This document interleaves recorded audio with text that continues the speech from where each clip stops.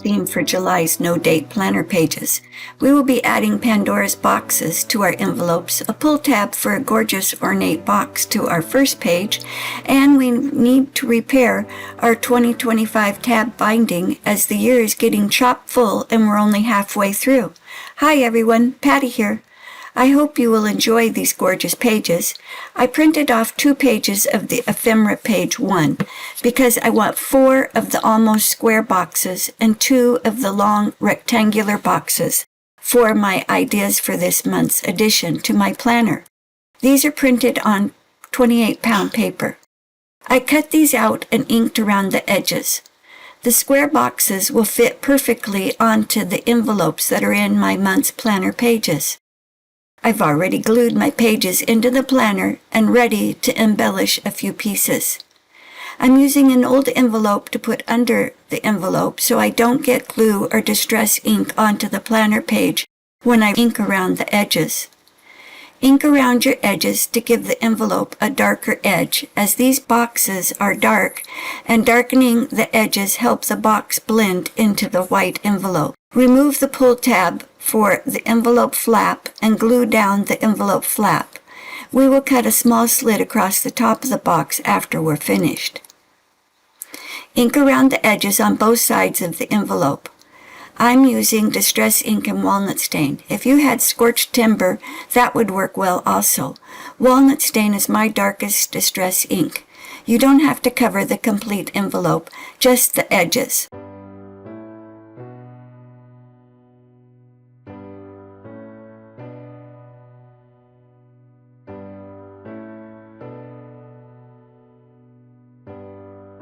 Again, I've inked the edges of the box and put a fine line of glue around the edge of the box and adhere it to the envelope.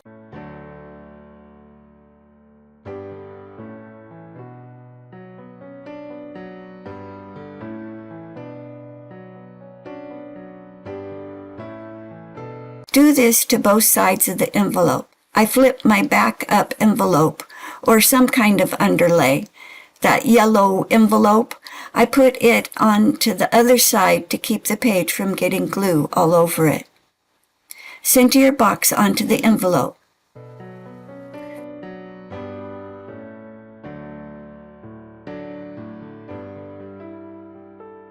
Cut a thin slice down the top of the envelope to be able to add your ephemera to the box.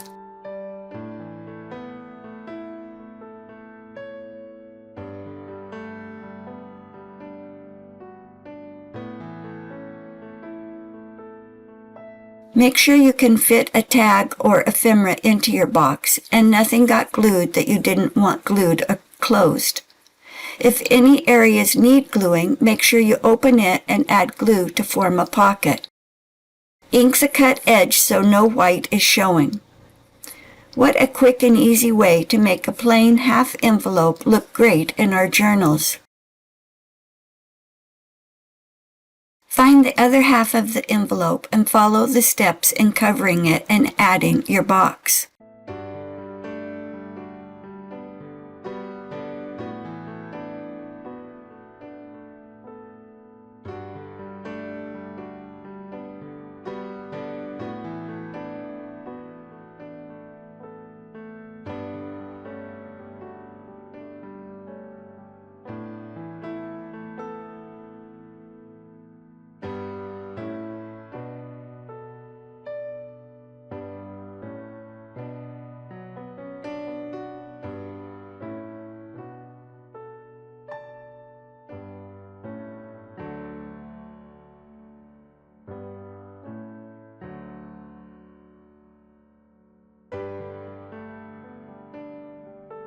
One tip may be to make sure your box top is facing at the top of your page. You don't want to glue your box upside down. I love these ornate boxes in our journal. I will be adding some tags for to-do lists and receipts during the month, along with a special piece from Minnie Golden Doodle, who got a piece of cheatgrass in her right eye, and she had to go to the vet to have it removed. They kept the cheatgrass and put it in a baggie for me. Yes, I know. How sweet is that? but that's going to go into my Pandora's box, along with a note on keeping a better eye not only on her feet when she comes in, but also her face. She is the same color as cheatgrass, and it's a bad year where I live with this terrible weed. What sort of ephemera do you keep in your journals? Leave me a comment.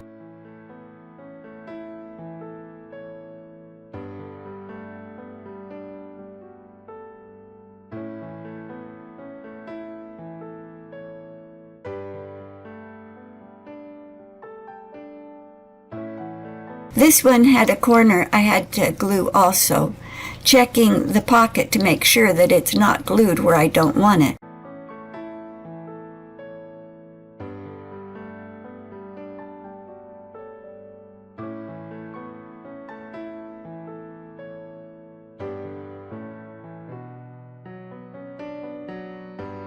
Let's work on our first page for July.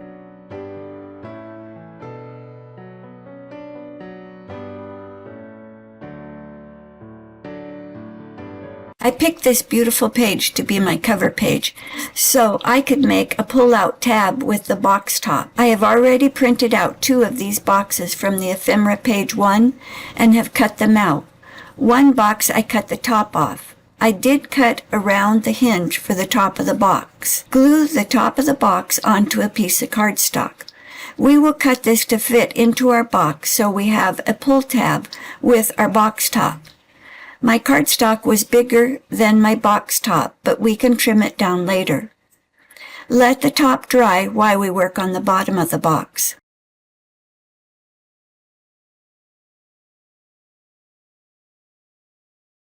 I'm using an X-Acto knife to cut a line between the decorative page I'm using for my cover page. I find where the box top meets the box and use a ruler to cut a straight line.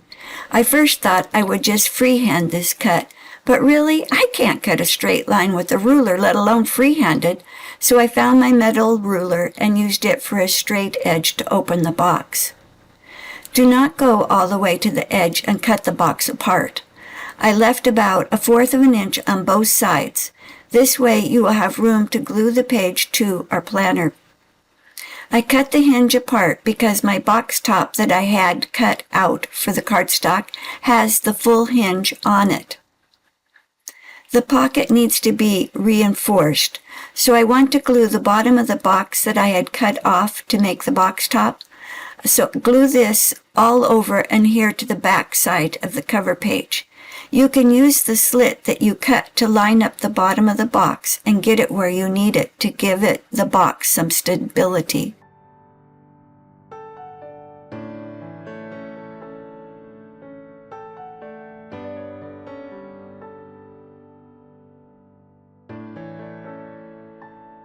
I started to re-ink the top of the cut, but I decided I needed to trim this a little more and give my slit a bigger opening. I used my X-Acto knife and metal ruler to make a larger slit, giving my top room to slide in and out easier. After I enlarged the slit, I re-inked the slit with walnut stain, so no white would show. We are all ready to cut the box top from the cardstock piece and fit it into our box. I don't have any measurements for this pull tab. I set the oversized cardstock piece that has the box top glued onto it over my pocket and estimated where to cut the sides to get the white part, or cardstock, to fit down into my slit that I had made on the box. I cut a little large because you can always go smaller, but you can't go bigger. So I had to adjust the cardstock a couple times to get it to fit into the slit in my box and fit where the hinge lined up with the hinge on the planner page. Trimmed a little more on the planner page slit and got the pieces to fit together. Ink the slit again to keep the white from showing.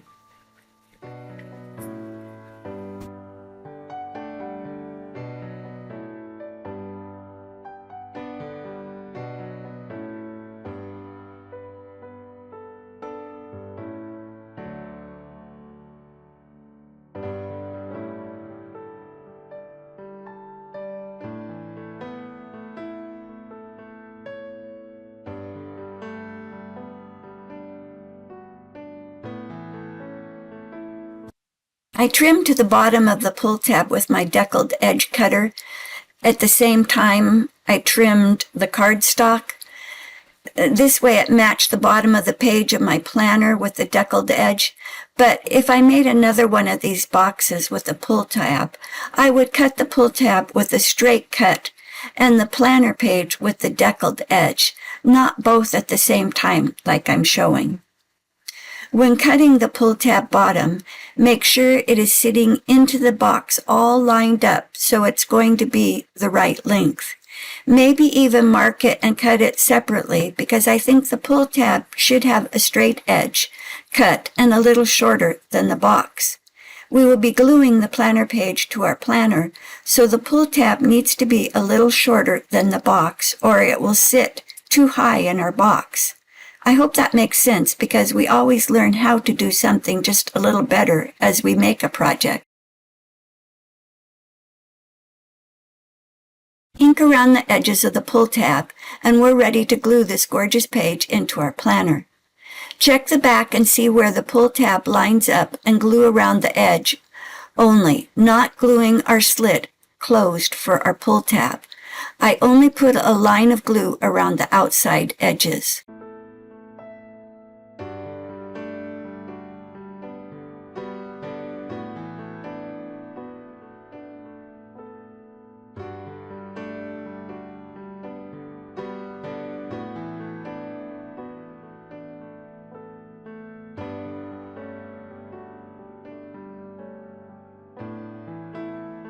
Check your pull tab and make sure it slides in and out smoothly. Leave the pull tab sitting up a little so that it doesn't get glued down with the planner page while the glue is drying. You want this to be a smooth pull when you move the pull tab from the bottom of the box, but we don't want to see a large transition of white cardstock between the top of the box and the bottom. I used a small piece of cardstock that was left over and pushed it down into my box bottom to make sure I didn't have the bottom glued where I wouldn't be able to get my pull tab into the box.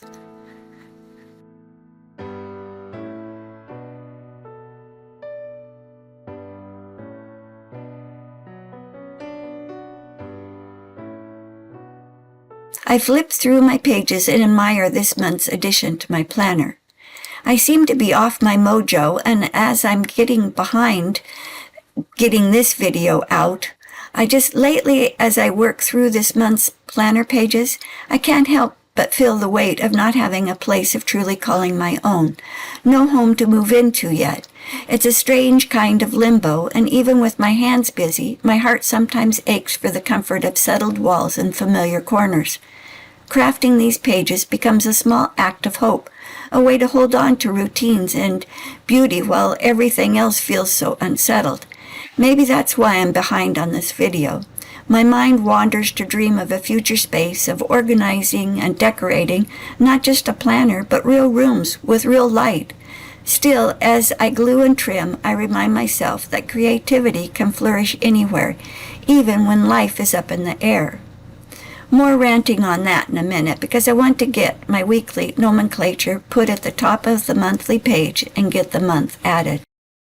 Our house sold and we are currently looking for a new place to live, but we just can't find anything we'd like to move into. The feeling of being a nomad and living in our tiny house quarters is wanting me to scream. I want to get my weekly nomenclature put at the top of the monthly page and get the month added.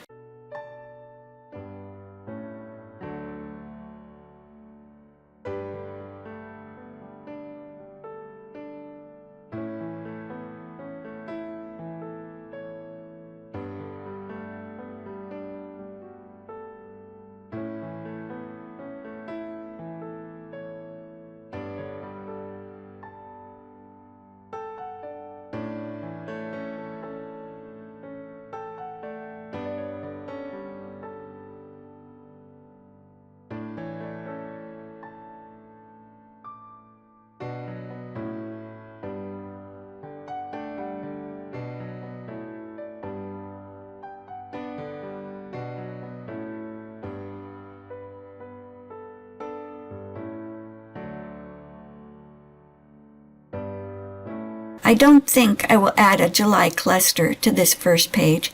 I may go back and put a page tab, as it is hard to flip to the month without it, but it does give me a reason to go back and look at pages I've already decorated and added ephemera to. I truly do enjoy keeping track of the weather in my journal and day-to-day routines, where I need to go and what I need to finish. With summer here and triple digits, we're going to be a hot one this summer.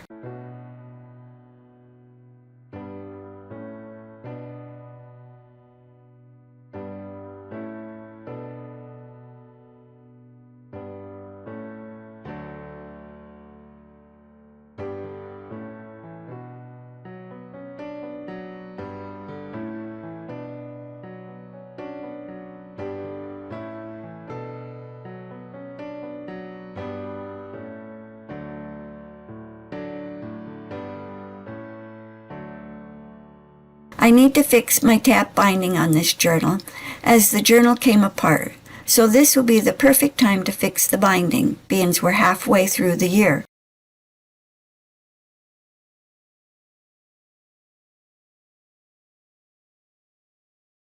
I find where the tab came apart and add glue to the tabs. I pushed the glue tab back into place and tried to get this to stay, but it didn't. I tried to do it a couple times, but every time it would just separate from the weight of the pages. I used art glitter glue to re-glue the tabs, thinking this would be stronger than maybe fabric tack. At this point, I realized the tabs weren't going to be enough to keep the whole year together. I could have separated the journal into two, being I'm halfway in the year, but I want the year to be all together, and I want one big fat planner for the year.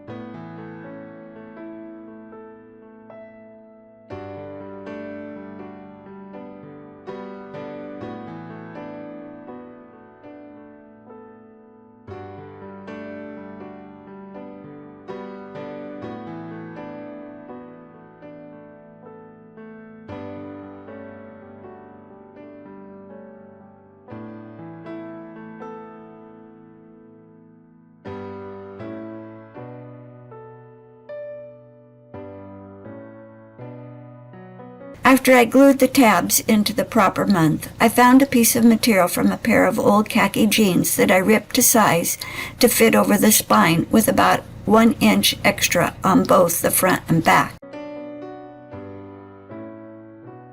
This spine is a good 4 inches along, with a couple extra inches to fit over the front and back. I'm sure it will be a gator mouth by month 10, but I'm fine with that. I have the whole year of memories all in one place.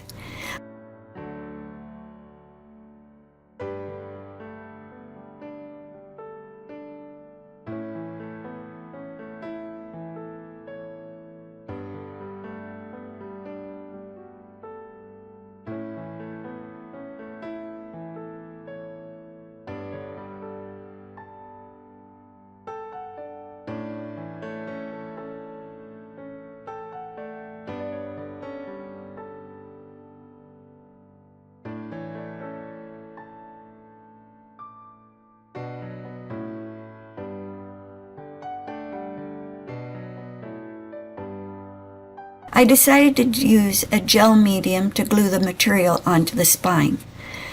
The gel medium, because it's a nice consistency, and I could get a nice even coat of gel medium over the whole surface of the khaki material. It didn't bleed through, and it adhered really well to the paper and canvas that this planner is made with. You could also use a fabric tack or glue that is made for using material instead of using the gel medium, but it worked great. Spread the medium over the entire piece of material, making sure to get all the way to the edges. I used a palette knife to spread the gel medium.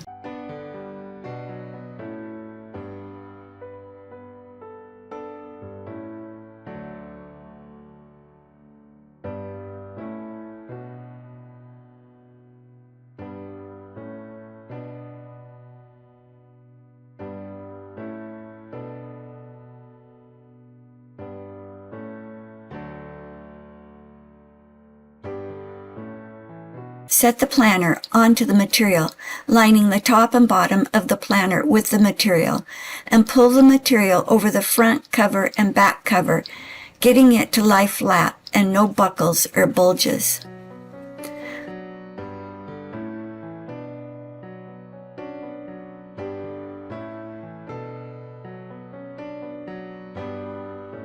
I also found a plastic bin that fits my journal perfectly.